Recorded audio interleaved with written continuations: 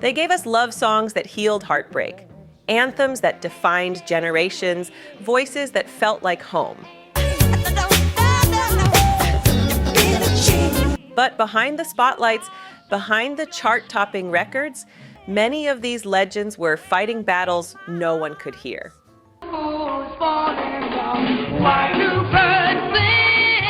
This is not a celebration of tragedy.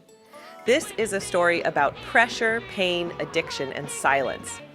Because substance abuse didn't just take lives, it reshaped careers, distorted genius, and robbed the world of decades of music. Tonight, we remember 12 R&B and soul legends, not for how they died, but for what they were fighting while they lived. Number 15, Rudy Lewis, The Drifters, 1943 to 1964.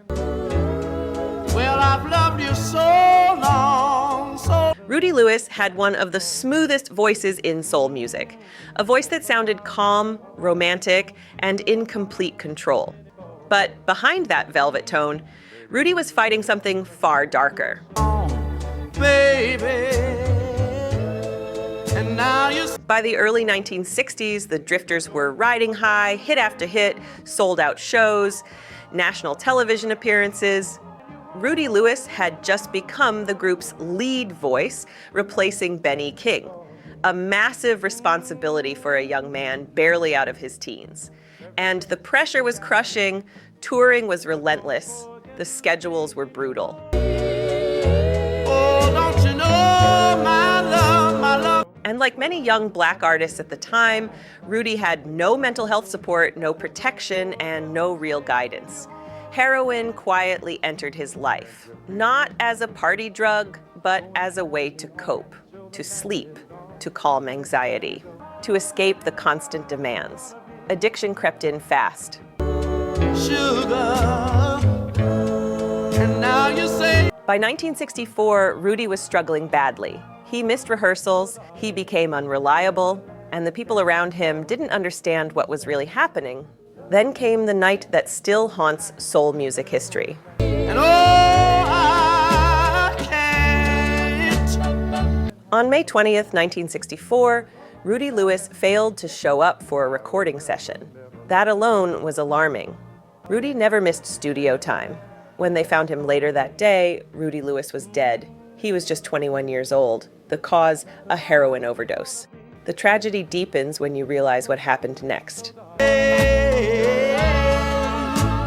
And the thrill. That same day, the Drifters recorded Under the Boardwalk, a song meant to be sung by Rudy Lewis. Instead, it became their biggest hit, recorded just hours after his death. Rudy Lewis never heard it, never benefited from it, never got the chance to recover.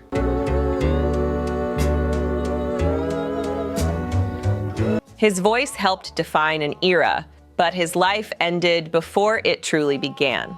Rudy Lewis is a reminder that addiction doesn't always look chaotic. Sometimes it hides behind beautiful harmonies and smiles the world believes are real. Help remembering. Number 14, Florence Ballard, The Supremes, 1943 to 1976. Loved by anyone. It's not unusual. Before Diana Ross became the face of the Supremes, there was Florence Ballard. Florence wasn't just a background singer, she was the emotional anchor of the group. A deep gospel-trained voice with raw power and soul. Usual to have fun with anyone. But behind Motown's polished image, Florence Ballard was being erased. As the Supremes' fame exploded, Motown executives made a decision. Push Diana Ross to the front and slowly push Florence into the shadows. When I see you hanging about with anyone. That rejection cut deep. Florence felt betrayed by the label, by management, and eventually by the group she helped build. It's not unusual to see me cry. By the mid-1960s, the pressure became unbearable. Alcohol entered her life as comfort. At first, it was social. Then it became medicinal. Florence drank to numb humiliation, anger, and grief. I wanna die. She drank to silence the feeling of being replaced. Motown labeled her difficult, but no one asked why.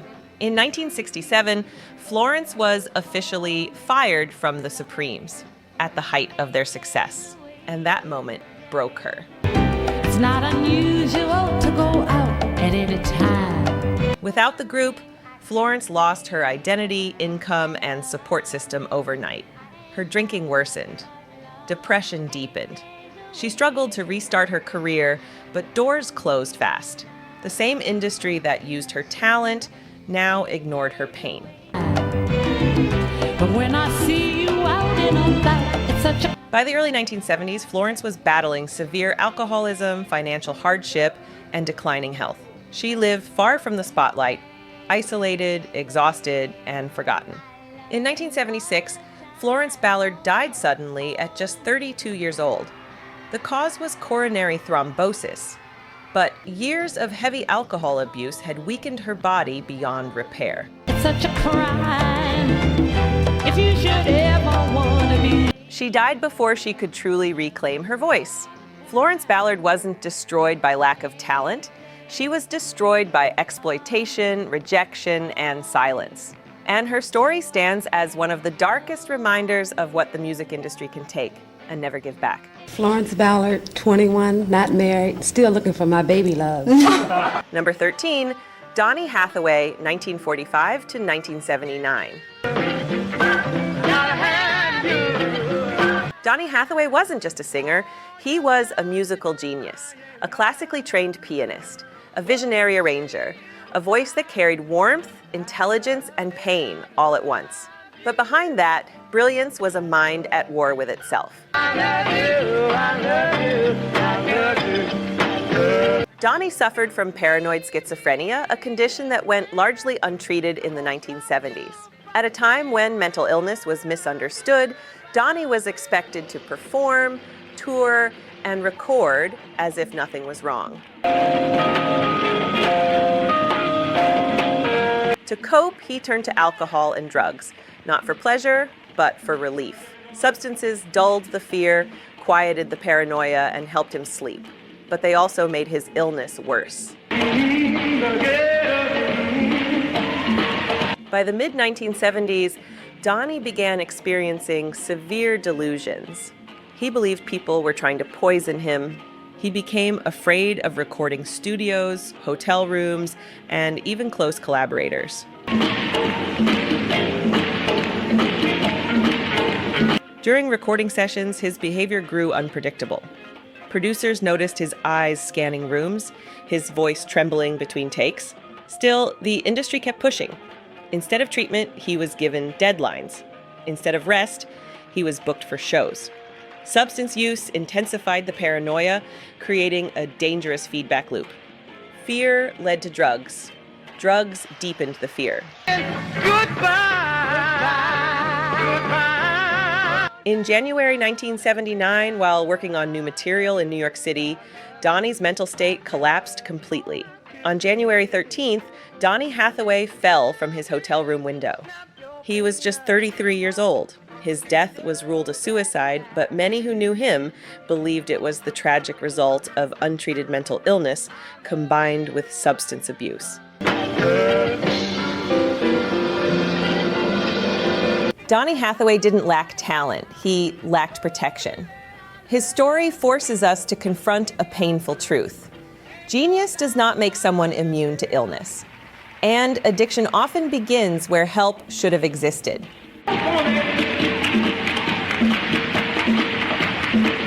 Number 12, Dinah Washington, 1924-1963. Grows and grows, not one that comes and goes.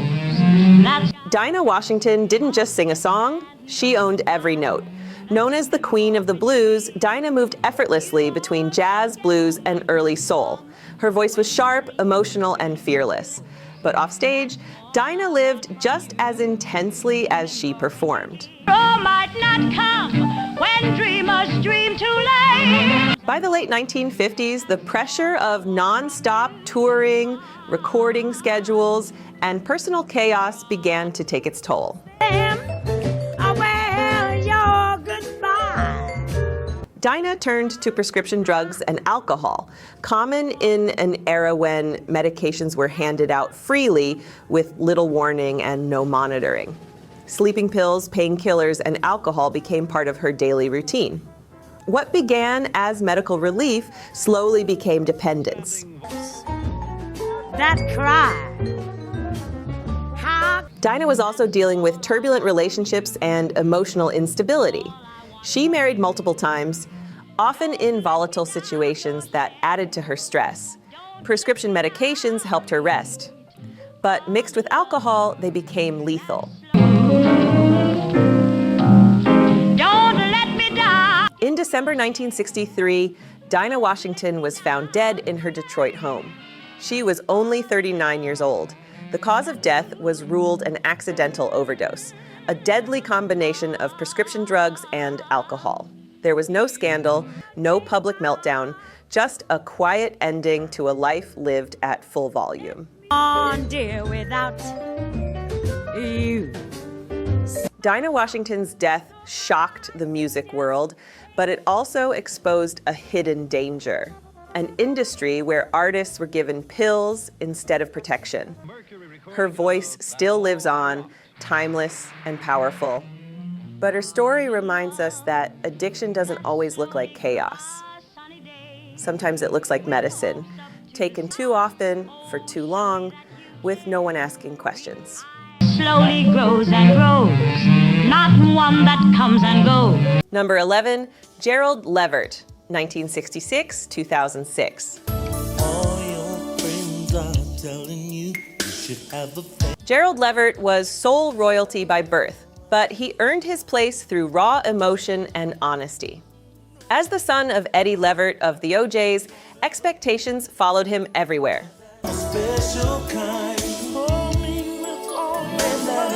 And instead of running from that pressure, Gerald worked harder than most. Non-stop touring, relentless recording, always delivering passion at full volume.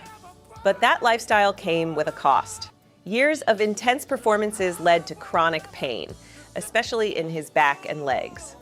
Doctors prescribed painkillers. Opioids meant to help him function, not escape.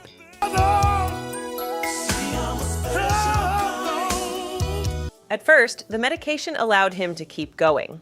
But over time, dependency crept in quietly. Prescription painkillers don't announce themselves as addiction.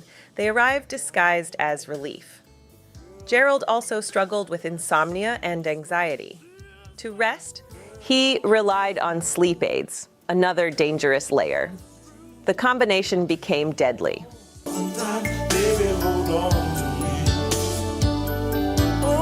On November 10, 2006, Gerald Levert was found dead in his home. He was just 40 years old. The cause, acute intoxication from prescription drugs, including painkillers and sleep medication. There was no scandal, no reckless behavior, just a man trying to manage pain while meeting impossible expectations.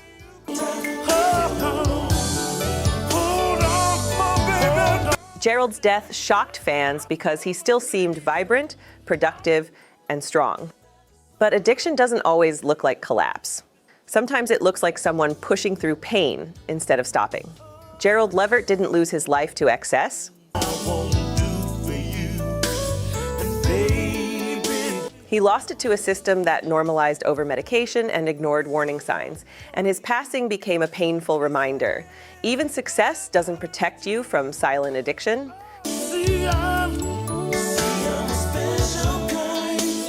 Subscribe to our YouTube channel, R&B Timers, for more stories and documentaries. Like, share, and join the family, because real R&B never dies. It just waits to be rediscovered. R&B Timers, timeless music, timeless soul. Number 10, Baby Huey, James Ramey, 1944-1970. Baby Huey didn't sound like anyone else. He didn't look like anyone else. And he definitely didn't move like anyone else. But the moment he opened his mouth, the room stopped. Born James Ramey, Baby Huey had a voice that felt ancient and futuristic at the same time. A thunderous, gospel-soaked howl wrapped in funk and soul. Producers didn't know what to do with him. Audiences didn't either. But they knew one thing. He was special. By the late 1960s, Baby Huey was signed to Curtis Mayfield's Curtom Records and working on what was supposed to be his breakthrough album. That album would later become legendary, but Baby Huey never lived to see it. As his reputation grew, so did the pressure. He struggled with his weight, his image, and his place in an industry obsessed with polish. Drugs became a way to cope. Heroin and cocaine entered his life, not as glamour, but as escape. They numbed insecurity, they dulled anxiety, they slowed the world down, but they also weakened his heart. In October 1970, Baby Huey collapsed at his Chicago apartment. He was just 26 years old. The cause of death was ruled a drug overdose, with complications tied to long-term substance abuse and poor health. His album, The Baby Huey Story, The Living Legend, was released after his death. And when people finally heard it, they realized what had been lost. A voice that could have reshaped soul music.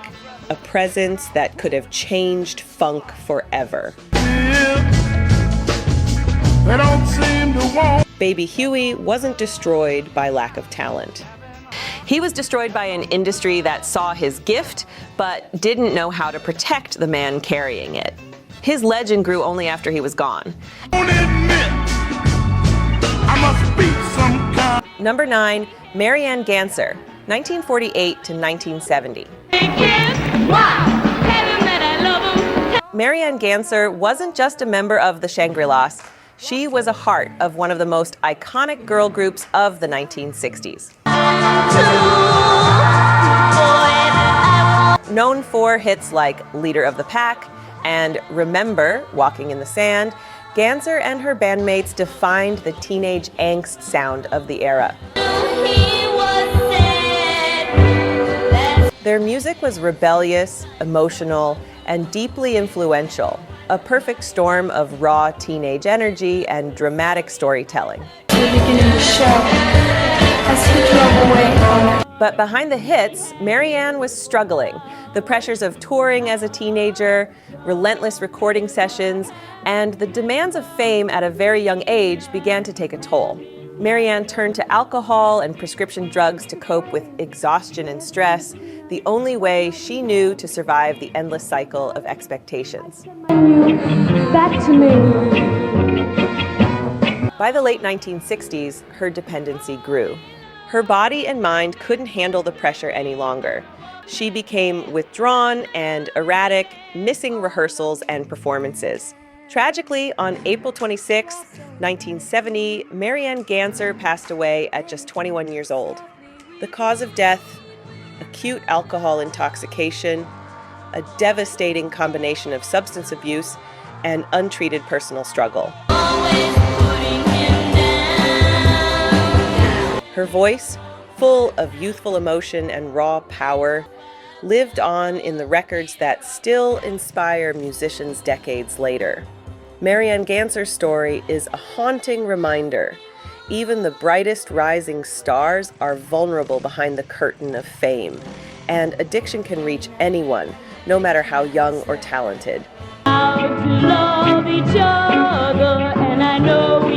Number 8, David Ruffin, from The Temptations, 1941-1991. David Ruffin was the voice behind some of Motown's greatest hits. When he sang My Girl, millions melted. His voice carried passion, heartbreak, and desire all at once. It was more than talent. It was pure magic.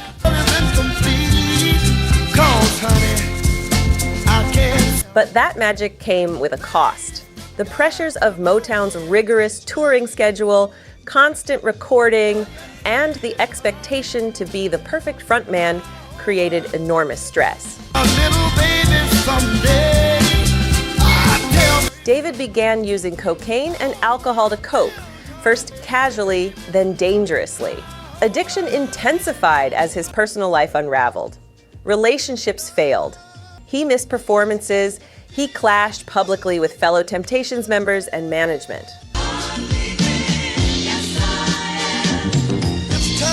By the late 1960s, his substance abuse was legendary, but not glamorous. It led to dismissals from the group he had helped define. To keep walking out the door. Despite his fame, Ruffin struggled to maintain stability. Even when he pursued a solo career, the drugs followed.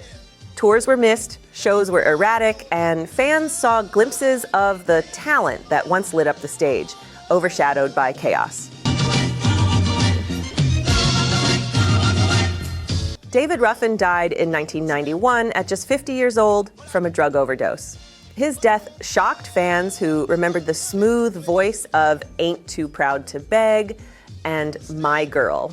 But those close to him knew the struggle had been ongoing for decades. No, it's gonna take everything I've got. David Ruffin's story is a stark reminder. Talent alone can't shield anyone from addiction, and the very pressures that create legends can also destroy them. I'm gonna walk away from Number 7, Phyllis Hyman, 1949 to 1995. Phyllis Hyman's voice was velvet, power, and vulnerability all at once.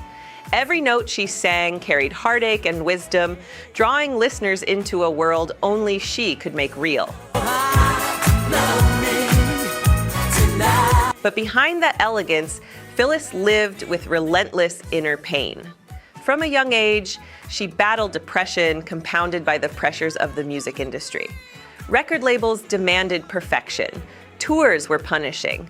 Every performance required her to appear flawless, while inside, she felt fractured. All I wanna do is sleep. To cope, Phyllis turned to alcohol and prescription drugs.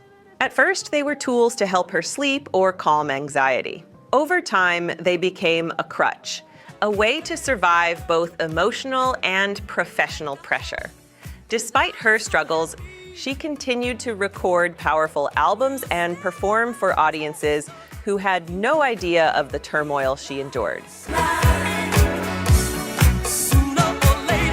Songs like Living All Alone and Somewhere in My Lifetime reveal the deep sadness she carried, a sadness she hid behind sophistication and poise. By 1995, the weight became unbearable. Phyllis Hyman tragically ended her own life at age 45, leaving the world stunned. Her death was a reminder that addiction and depression can be invisible, even to those who seem at the peak of success. Phyllis Hyman's music lives on as a testament to her extraordinary talent and the silent battles so many artists endure. Number 6, Frankie Lymon, 1942-1968. Frankie Lymon was just 13 years old when he became the face of one of the biggest teen sensations of the 1950s, the Teenagers. With hits like Why Do Fools Fall in Love, his voice captivated the nation, innocent, tender, yet astonishingly mature for a child. But behind the fame was a young boy exposed to pressures far beyond his years. The music industry in the 1950s offered stardom without protection. Frankie was touring nonstop, managing contracts he barely understood, and navigating the racial tensions of the era, all while still a teenager. By the time he reached his mid-teens, Frankie was introduced to drugs, initially as a way to cope with exhaustion and anxiety from relentless performing. What began as experimentation quickly escalated to heroin addiction. The drugs stole more than his health. They stole his career trajectory. By the late 1950s, he was no longer the chart-topping teen idol he once was.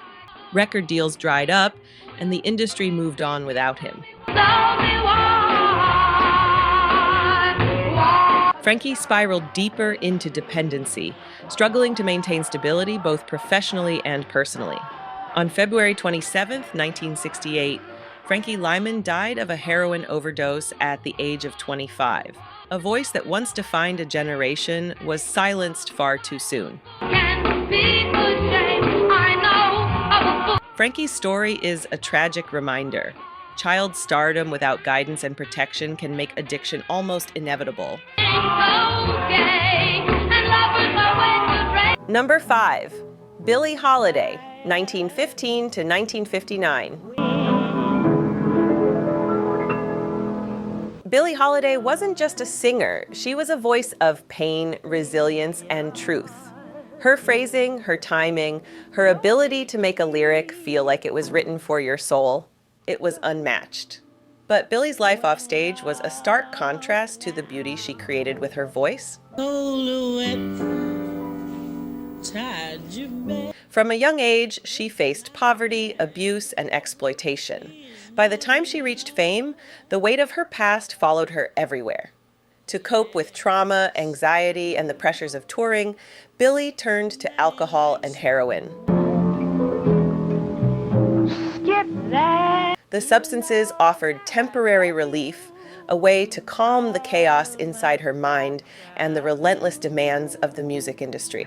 But they also made her erratic and unreliable, complicating her career at the very moments she needed stability most. In the 1940s and 1950s, Billie was arrested multiple times for drug possession, spending periods in jail, often losing income, reputation, and control over her music. Despite addiction, she kept performing. Songs like Strange Fruit and God Bless the Child reveal the raw emotion and pain she carried, pain that drugs could not heal. And what love in. On July 17, 1959, Billie Holiday died at the age of 44. The official cause, complications from cirrhosis of the liver and long-term drug use. But I love him. Her voice endures, immortalized in recordings that still move generations. But her life is a haunting reminder that genius does not protect against trauma or addiction, and that the world often consumes talent faster than it protects it. 2 or 3 girls has seen. Number 4, Rick James, 1948 to 2004. I kiss the tears and fears off of your face. Rick James was funk unleashed, flamboyant, electric, and impossible to ignore. You break my heart, yeah. He could dominate a stage, a studio, or an entire city with the power of his voice and the swagger of his persona. This time, girl, you're gonna be fine, yeah. But behind the glitter, sequins, and charisma, Rick James was fighting battles no one applauded. Cocaine entered his life in the late 1970s. Tender songs.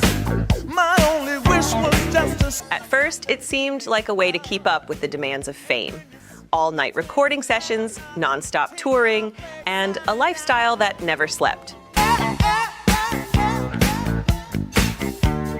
Soon, however, the drug became a destructive force. It fueled erratic behavior, extreme paranoia, and legal troubles. Rick James passed away in 2004 at the age of 56 from heart failure, a body and mind worn down by years of substance abuse. His life is a cautionary tale. Fame, talent, and charisma do not immunize anyone from addiction. Number 3, Michael Jackson, 1958-2009. Michael Jackson wasn't just a performer, he was a global phenomenon. From a young age, he lived under intense pressure, toured constantly, performed flawlessly, and was expected to be perfect in an industry that never forgave mistakes. But perfection came at a cost. By the 1980s, Michael had begun using prescription medications to cope with chronic pain from dance injuries, insomnia, and the immense stress of fame. Initially, these drugs were meant to heal, not harm. But over time, dependency developed. Medications designed to help him sleep or manage pain became a daily necessity. A dangerous crutch to survive the relentless demands of being the world's biggest star. The pressures of childhood stardom, public scrutiny, and personal isolation fueled the problem further. No one was immune. Friends, managers, and family struggled to intervene, and the system around him often enabled the addiction rather than curbing it. By 2009, the substances that had once offered relief became lethal. On June 25, 2009, Michael Jackson died at 50 years old from acute propofol and benzodiazepine intoxication, a tragic result of prescription drug misuse.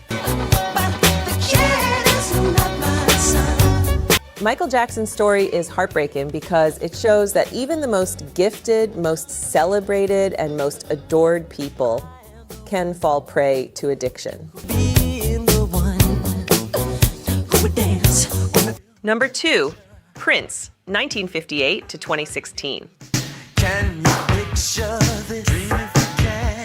Prince wasn't just a musician, he was a force of nature.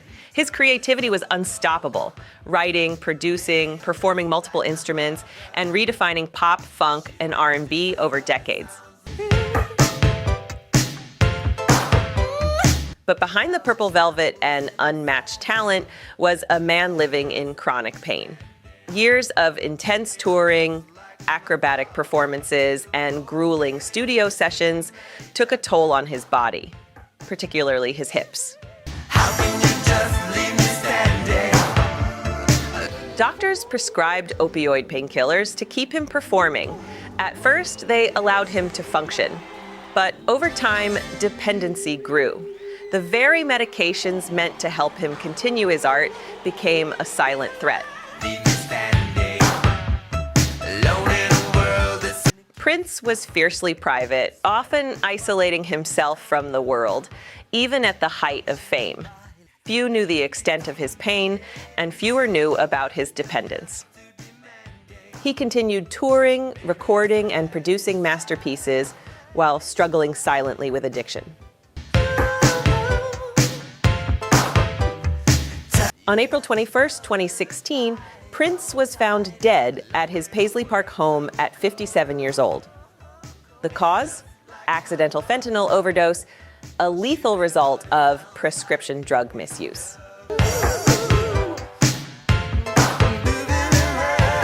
Prince's death shocked the world, but it also revealed a painful truth. Addiction doesn't discriminate, and even genius can be vulnerable to the pressures and pain of life.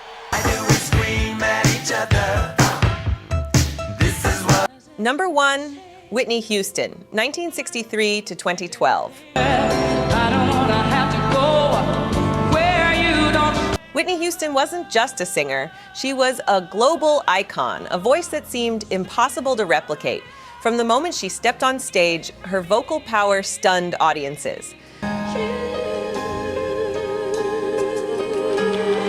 But behind the glittering smile, the world's most beloved voice was struggling in silence. Whitney's early life was filled with fame and pressure. Daughter of gospel singer Cissy Houston, Whitney was surrounded by music and expectations from the start.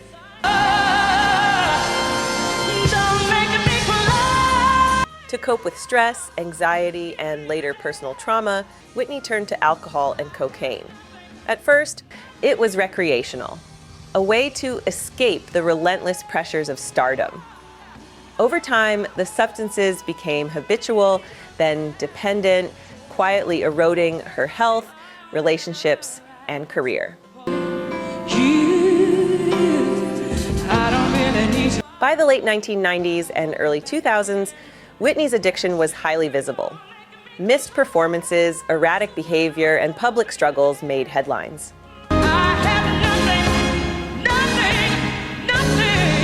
On February 11, 2012, Whitney Houston was found dead in her hotel bathtub in Beverly Hills. She was 48 years old. The cause, accidental drowning with heart disease and cocaine use listed as contributing factors. Whitney Houston's death shocked fans worldwide, but those who knew her best understood the silent battle she had fought for decades.